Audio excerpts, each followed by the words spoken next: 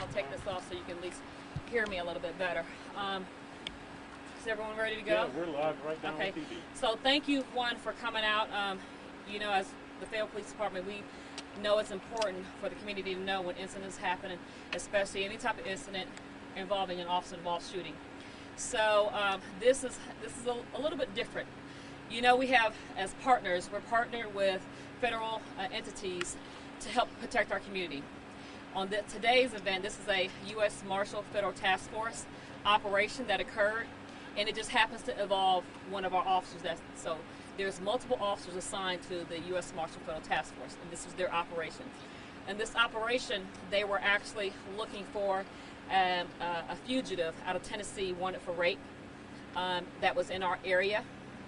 And the details regarding how they knew he was here has to do with their operations and looking for the vehicle. So they found the vehicle.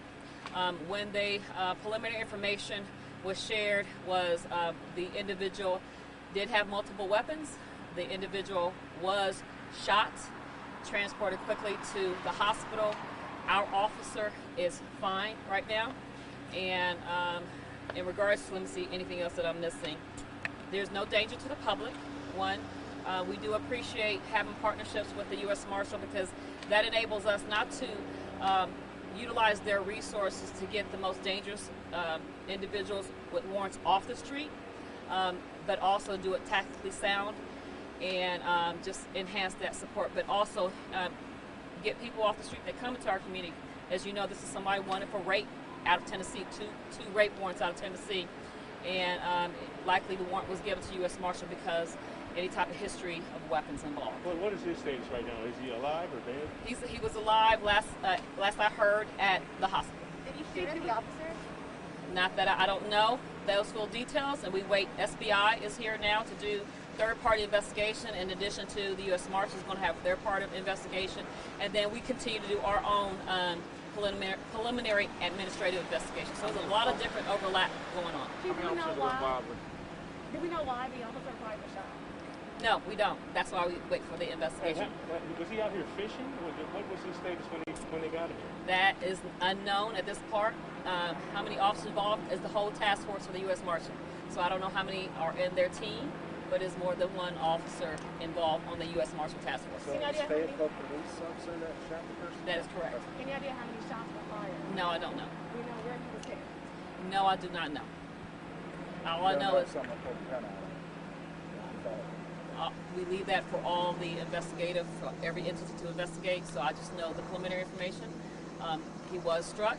It was one of my officers that fired the weapon, and now the investigation for third party continues with SBI.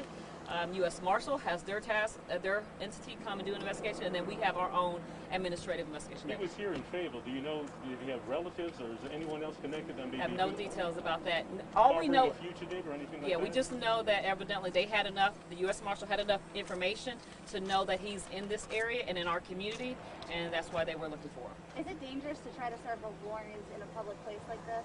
It is dangerous to serve a warrant, period. But it's even more dangerous when it involves someone that we hand the warrant off to the U.S. Marshal, because typically that it indicates that there is some type of high-risk threat. One, he's wanted for rape, couple of rapes, and evidently they have information that he is likely to have some type of weapons, typically. So it's definitely dangerous in a house setting and in the public, absolutely. When I arrived, there were people here trying to fish off the dock. Was there anyone else in that vicinity, any other civilians in that vicinity when they tried to get him in the custody? I don't know that. So that area is secure right now because it is a crime scene. So they're doing that part of it. Where exactly was he shot over there? What's that corner? It's part of Lakefront Park, I guess. No, I believe that is part of the state park. Okay. Just looking at the. So is that intersection? Near that intersection? No, I believe it's on the state park jurisdiction. Okay. So we'll let the investigation reveal exactly where it happened. So without me speculating. And no officers were shot. No officers were shot. The FBI taking over right now? SBI is taking over, and U.S. Marshal investigation their portion as well. Yes. Do you have the suspect's name? No, I do not. Just trying to get this information out to you as quickly as possible, and that's all I have. We'll definitely update you as it comes. We'll keep you updated with names and conditions of of the suspect and his status. Is he in the hospital right now? Okay. He is. So you see the status right now of what's happened here. Police Chief Gina Hawkins telling us there was a fugitive from Tennessee here, wanted for rape charges.